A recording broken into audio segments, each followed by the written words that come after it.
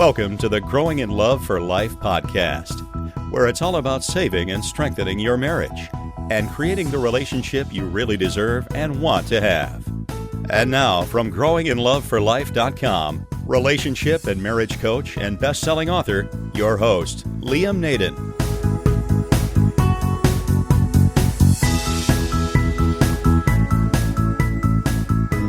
This is episode 17 of the Growing in Love for Life podcast. Hi everybody, it's Liam Naden here.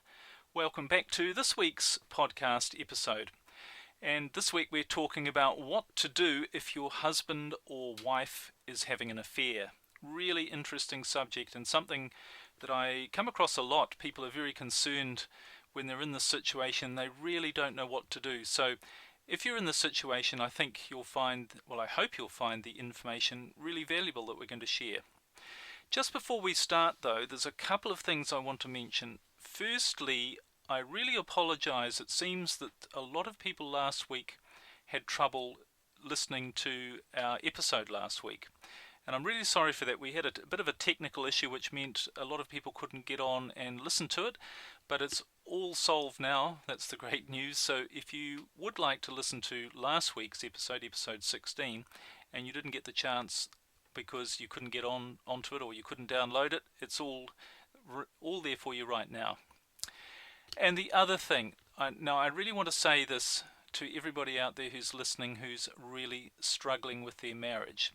And the thing is, I've been getting some great feedback to the podcast, and I'm really, really grateful for that, because obviously the message I'm trying to share is getting out there and it is helping people, and that's really what I want.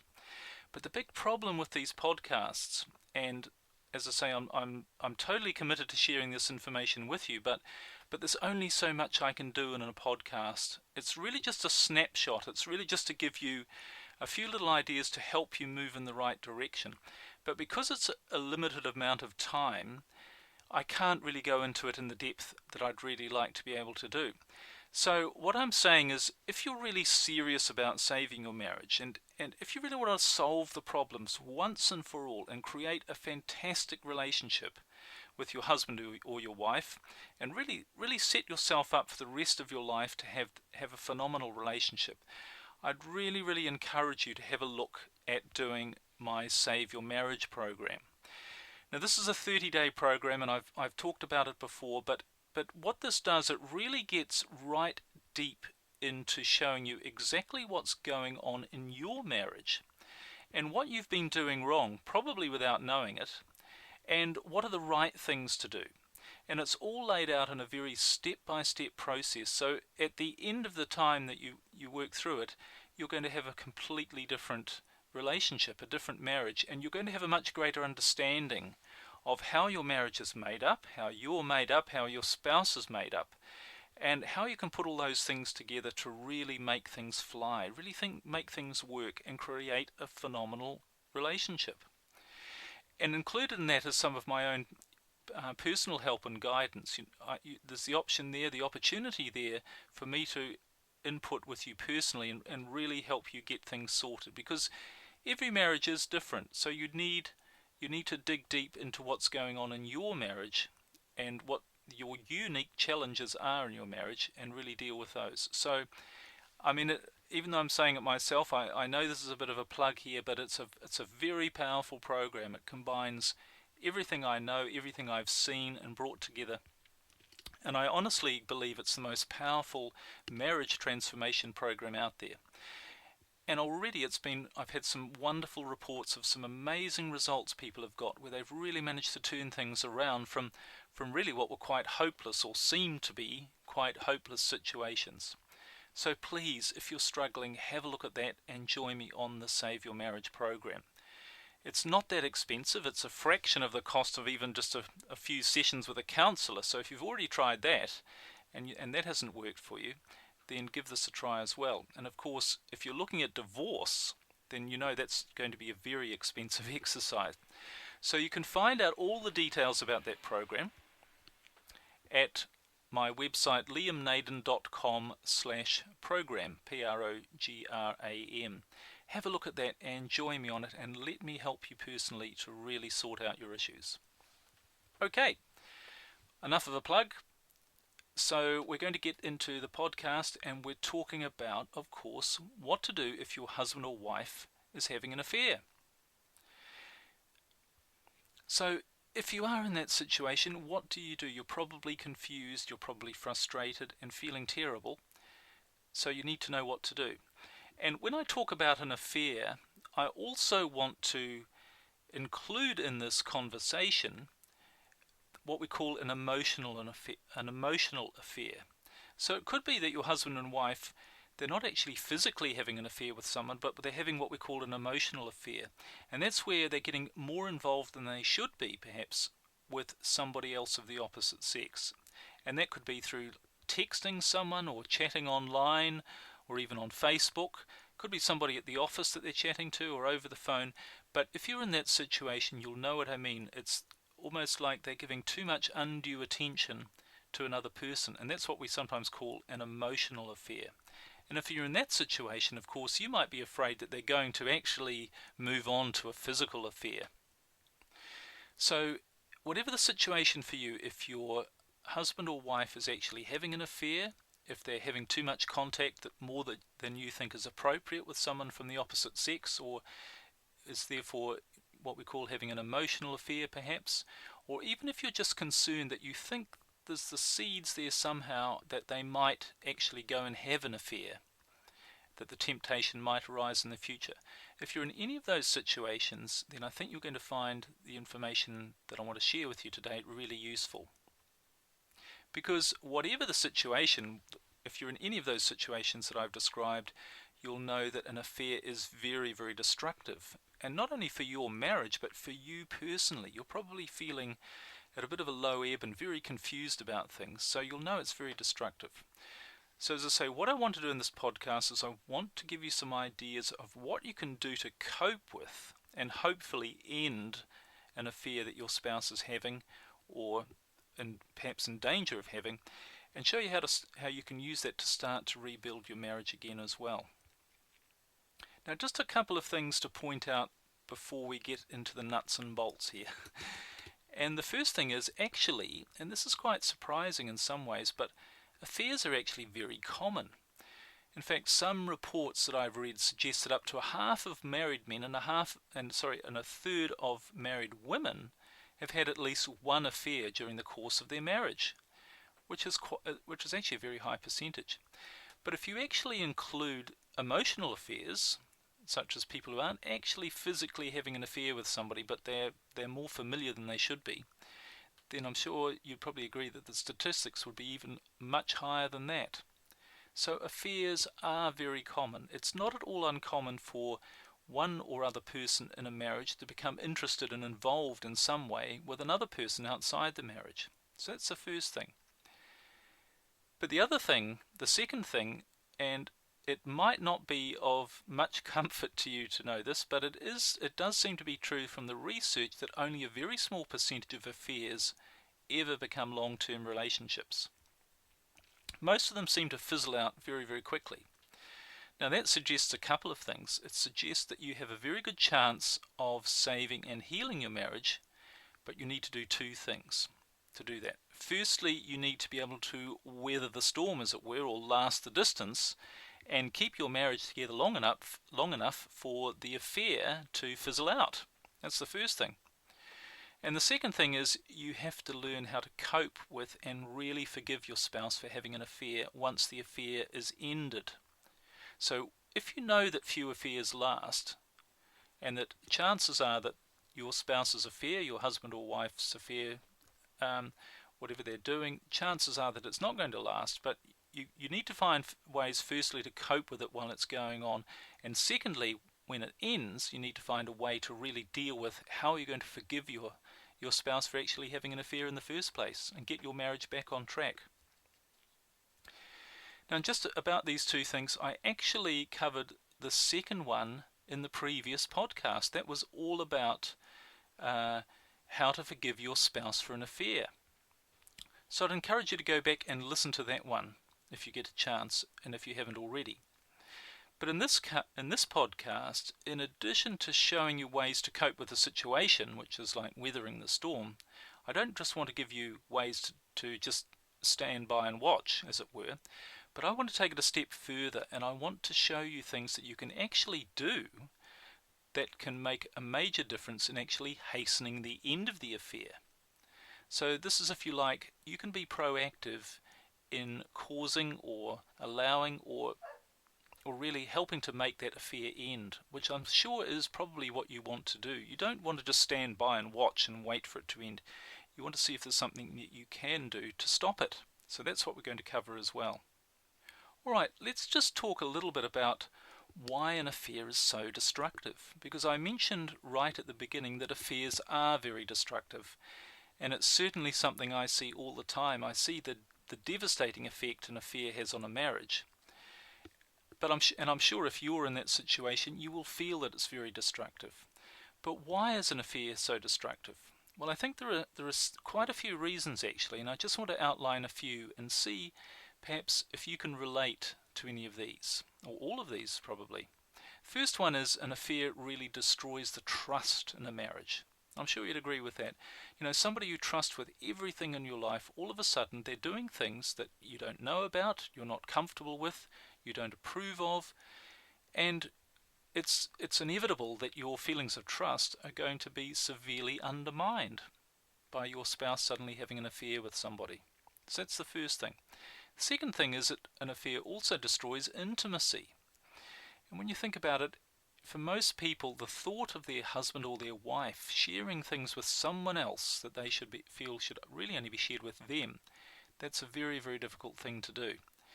And when I say sharing other things, obviously there's the sexual intimacy that, you know, most people feel should be reserved for their marriage. But there's also the emotional intimacy that you can imagine or know that your spouse is sharing with someone else other than you.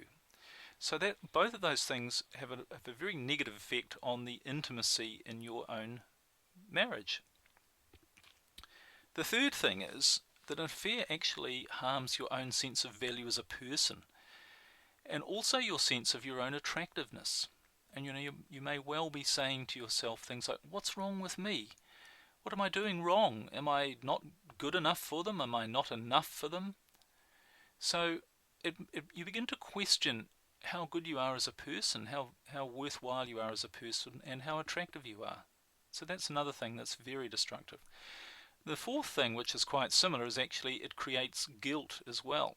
Because people start to ask themselves, my husband or my wife is having an affair, perhaps it's my fault. What have I done to cause them to want them to be with someone else? Am I not good enough? So that whole guilt thing is another big thing that is quite destructive about an affair.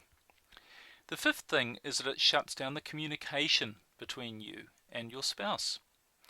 Because if all of a sudden when you know that your spouse is involved with someone else, it's as if you feel that you're no longer on the same page as they are. You no longer have the same agenda in your life, and even you no longer really have the same purpose, which is, you know, up until now or up until the point of the affair, you've probably just assumed or taken for granted that you're working together for a common purpose and creating a loving life together. But all of that goes when you become aware that your spouse is now involved with someone else. So the whole area of communication, you feel no longer the need or the desire to communicate with them in the way you did. So communication very often and usually shuts down when an affair is going on. The sixth thing that's very destructive about an affair is that it makes you feel helpless. And when you think about it, it's your spouse who's having the affair, and they really are the only one who can stop it. So it can be very stressful when you feel there's nothing that you can do. You really feel like you're just standing by the sidelines and you can't do anything. And I guess, you know, when you think about it, and we'll talk about this a bit later in terms of coming up with a solution, but the thing to be aware of is obviously it's their decision.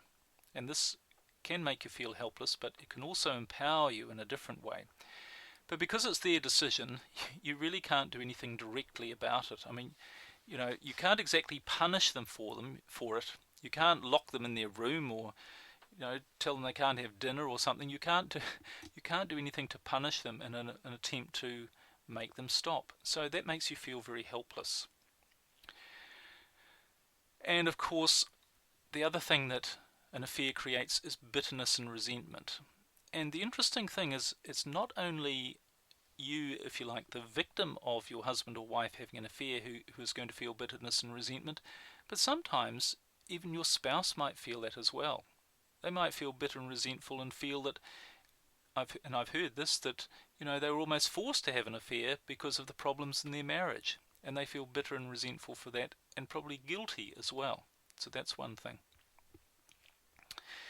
And one of the biggest things, one of the most destructive things about an affair that I've seen is it has a negative effect on every other area of your life, isn't it? And if you've listened to my podcast, you'll know I firmly believe that your marriage, your relationship, has the greatest impact on your happiness than anything else in your life.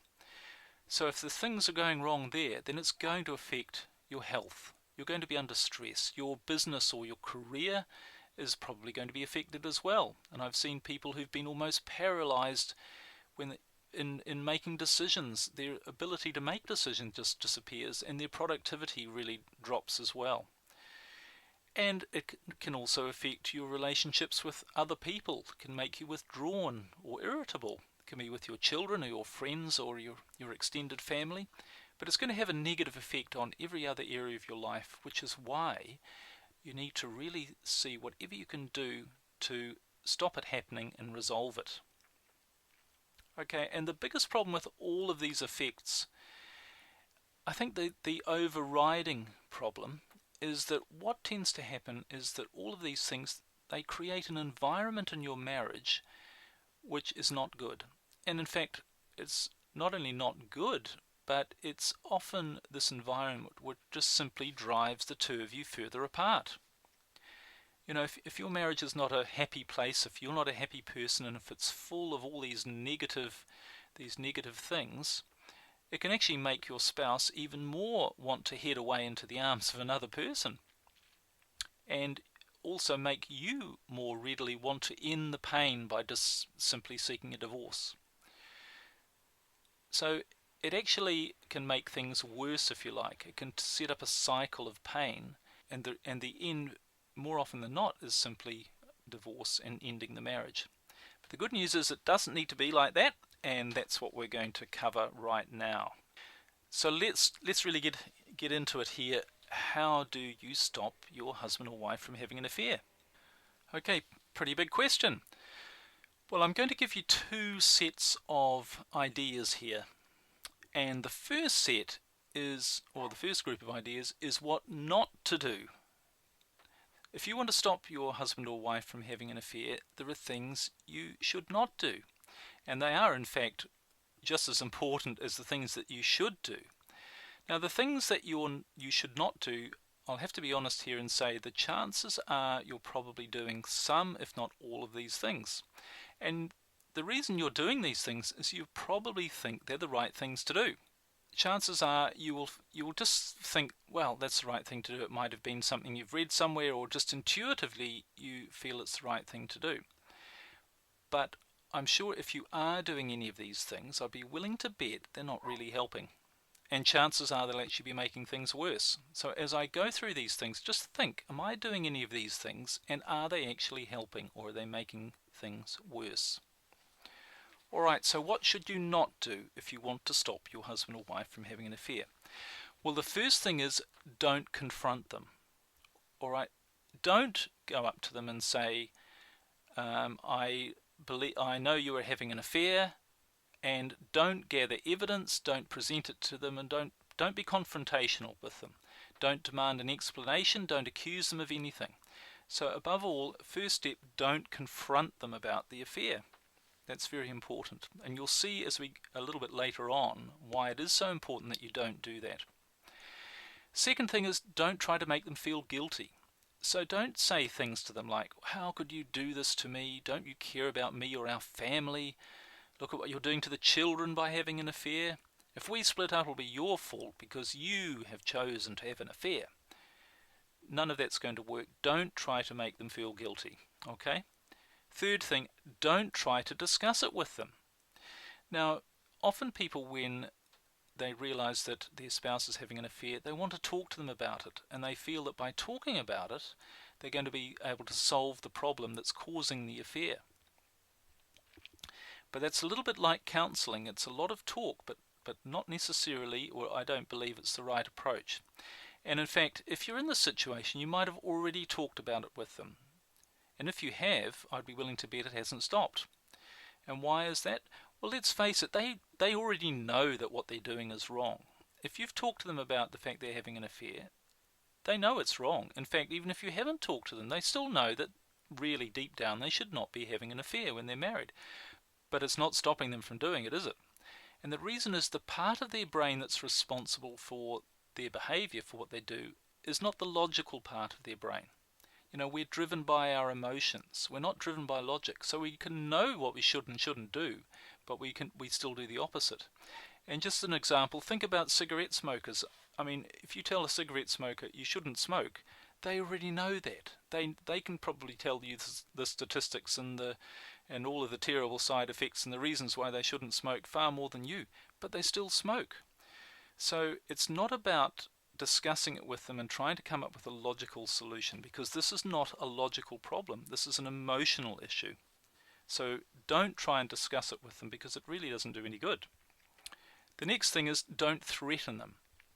So don't tell your husband or your wife that you're going to leave, or that you'll make sure the children hate them, or that you'll make sure they end up with nothing, or that you'll tell all their friends and even their mother, and you'll plaster it all over the internet.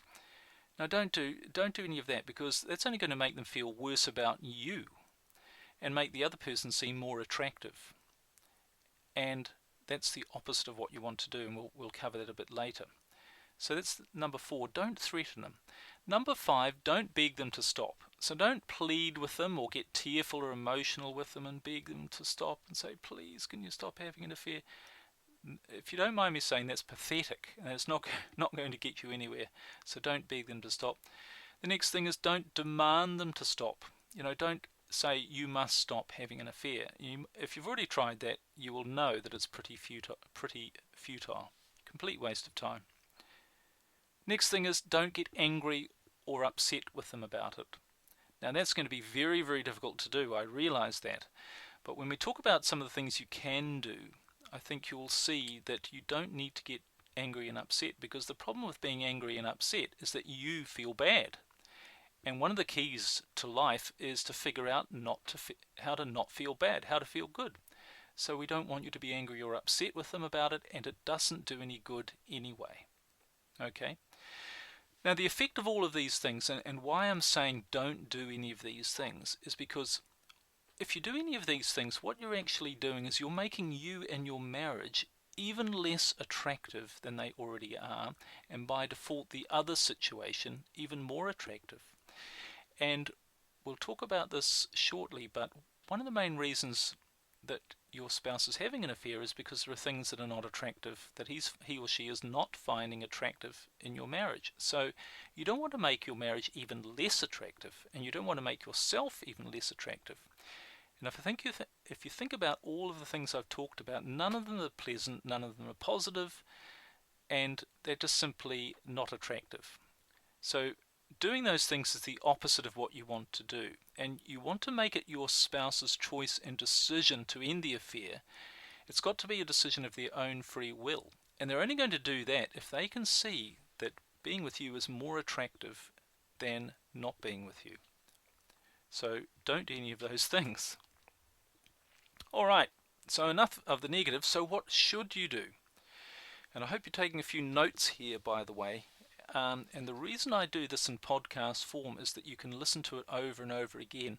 And I know some people actually download it onto their MP3 player, and they play these recordings when they're driving or when they're going for a run or something like that. And that's what I think is the true value. Rather than in a book form, the power of a podcast is you can listen to it wherever and whenever you want. So, but I hope you're taking a few notes as well. Alright, so here are the things that you should do if your wife is having an affair. This is what you should do. The first thing, and this is very, very important, is to understand why the affair is really happening.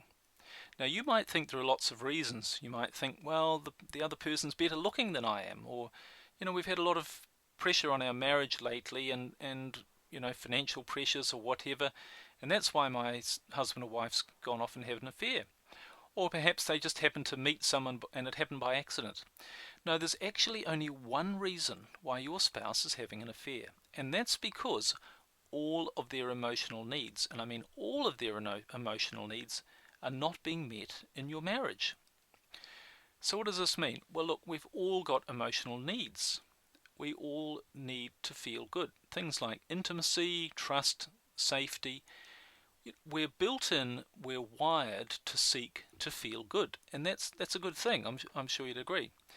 But if we don't feel good in our marriage or in our relationship, in other words, these emotional needs aren't being met, we're going to look elsewhere. And it's simply a subconscious, almost like a biological wiring, that we're going to look elsewhere to have those needs met. So that's really the only reason, and you need to understand that fully, that the only reason your spouse is having an affair is because their emotional needs are not being met. Okay, the second thing you need to do is to decide if you really do want to save your marriage. Now, it might sound a bit basic here, but many people I've discovered haven't made this decision, and they're not really sure. So you've got to be really honest with yourself and say, do you want to save your marriage, and are you wanting to save your marriage for the right reasons? In other words, is it for you to do you want to save your marriage so you can be happy together? Or are you just feeling guilty, or are there some other reasons that you've got for wanting to save your marriage, where even if you do save your marriage, you're not going to be happy anyway? Now this is a very, very deep subject, and it's really one of the most important things you'll ever think about when you're in a marriage. And in fact, it's because it's so important, I've actually covered it in complete detail in an earlier podcast. So I'd encourage you to go back and listen to that. It's episode number 6, which is called Stay or Go, How to Know If Your Marriage is the Right One for You. So have a listen to that, because it's vital to decide if you really do want to save your marriage or not. Alright, well, assuming you do want to save your marriage, that you've come to that decision, the third thing is you've got to convey your intent to your husband or wife. Now what do I mean by that?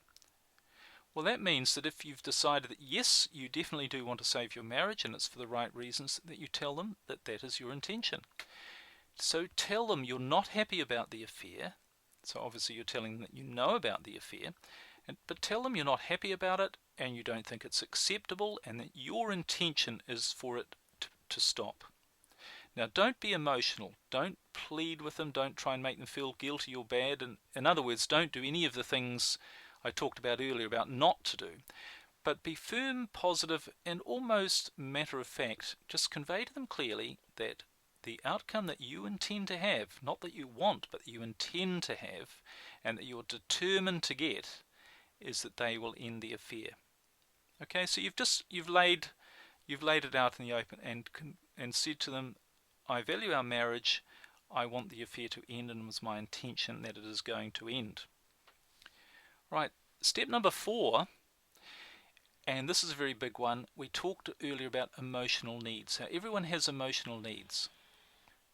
So what you've got to do is you've got to discover what your spouse's true emotional needs actually are, and what aspects of them are missing in your marriage.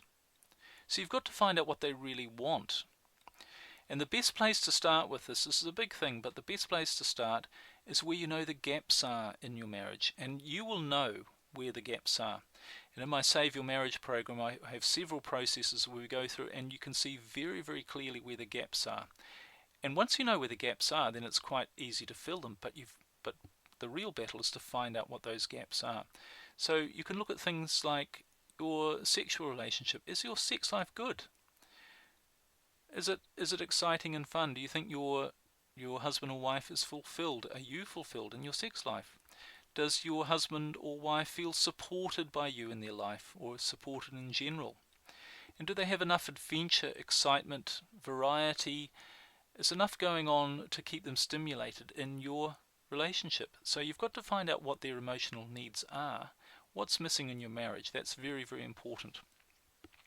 And step number 5, once you've found out what their true emotional needs are, is you've got to work on fulfilling those emotional needs. And all this is about is about making you more attractive, because the more you fulfill your spouse's emotional needs, the more attractive you and your relationship will be. And that's the key here. You're wanting to draw your spouse back through making being with you more attractive than being with the other person. That's the key. Alright, so what can you do to work on fulfilling their emotional needs? Well, again, it's a very big subject, but here's a few ideas for you. You can look at your sexual relationship, and often, unfortunately, when an affair is going on, a sexual relationship in a marriage is pretty well non-existent. But think about, how can you become more attractive? How can you become more sexually attractive to your spouse? And again, in a previous podcast, I've talked about how to become more attractive, so you might want to listen to that one as well. But how can you become more attractive to them physically, mentally, emotionally, spiritually, intellectually? How can you do that? Think of ways. And here's another thing, how can you become a sensational lover? Now, in my experience, and I'm looking forward to a later podcast where I'm going to talk to you a bit more about sexuality and becoming a sensational lover, but there are not many sensational lovers in the world. And not that I know that from necessarily personal experience, but that is my understanding. So how can you become a sensational lover? And that's probably going to require you to do a bit of study. In fact, I really suggest that you do some study. Make it a project to learn how to become a sensational lover, because we're not taught these things in our education. So really that's step number 5, really work on fulfilling the emotional needs of your spouse. And step number 6, which is quite similar in some ways, is make your marriage attractive again. So figure out what makes your marriage a fun and great place to hang out in. Because the chances are it's not a fun place, it's not a happy place, your marriage. But you've got to make it a fun and attractive place again for your spouse to want to be there. That makes sense, doesn't it? So there are things you can do, like have some fun together. Do something that you enjoy, that you both enjoy together. And, even have some laughter and lightness in your marriage. And when was the last time you shared a joke, or just were easy and had some fun together and had a laugh? Have some shared goals. I mean, chances are early on in your marriage you did have shared goals. Are there still things you want to achieve together? Start to create some shared goals. Start to think of things that are going to give your marriage purpose again. And the other thing that's going to make your marriage very attractive is to focus on the positive, not the problems. Don't make it a place where the only time you talk to your spouse is when you want to talk about solving your problems. I'm sure that's another thing you did early on in your marriage, is you focused on the positive. You didn't talk about all your problems. You tended to overlook the problems, if there indeed were any, because you probably didn't see them. You focused on the positive. So do that again and make your marriage a fun and attractive place to be, where your spouse is going to want to hang out and be there. Step number 7, take the pressure off your spouse. Now, when you think about it, what is pressure? Pressure is another word for stress. Does anybody like stress? Really? No. We all spend our lives subconsciously wanting to get away from stress. So if you're putting pressure and stress on your spouse, you're actually going to push them away rather than attract them to you. Now, this isn't the same, I should say, as condoning the behavior or accepting the situation, but it's realizing that putting pressure on them and focusing on all the pain and hurt you're going through due to the affair, it's just not going to help. So take the pressure off your spouse. That's step number 7. Step number 8 is be prepared to forgive them. Now, this is a big one as well, but if your spouse came over to you right now and said the affair was over, would you be prepared to forgive them unconditionally and move on? Or would you harbour resentment? Would you want to make them pay, for instance? And you might want to listen to podcast number 12, which is all about how to forgive your spouse for an affair. But that's very important. You've got to be prepared to forgive. And there's 2 more. Step number 9, keep focusing on your goal. And that means keep a positive attitude. Keep working on all of these steps with a positive expectancy that the affair is going to end. So that's step number 9. And step number 10, the last one, give it time. You need to be patient.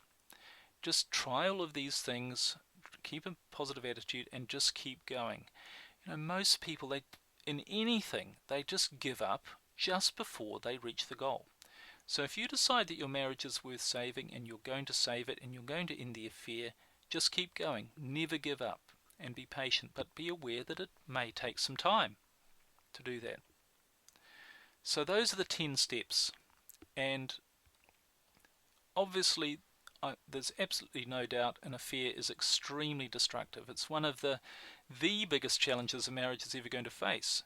But I think if you just try doing some of the things I've outlined, it's very possible that you can bring your spouse back to you, which is really what you want to do.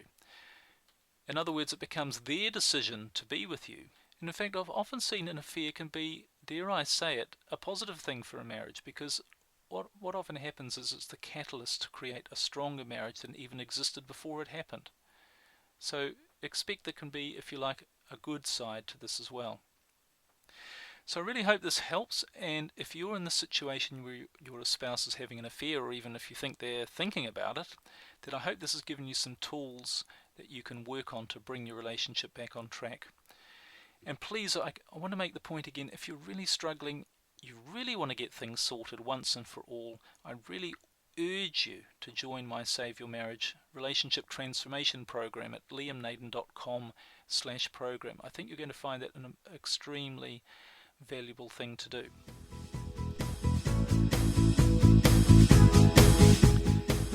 Thanks so much for sharing the time with me again. It's been a bit of a long one, very, very big topic to cover, but I hope it's given you some ideas. So I look forward to helping you further and to help you achieve that great marriage you really deserve. And if you know anything about me, if you've listened to the podcast, I think a great marriage is the only one worth having. And I see it all the time. I see people doing the wrong things because they don't know the right things. And my mission, my passion, my goal is to help as many people as possible just know the right things to do and to do them. Because they're not that difficult, these things, but they just require a bit of thinking. So thanks again for listening. I hope you found this helpful and useful. I look forward to hearing from you soon, and bye for now.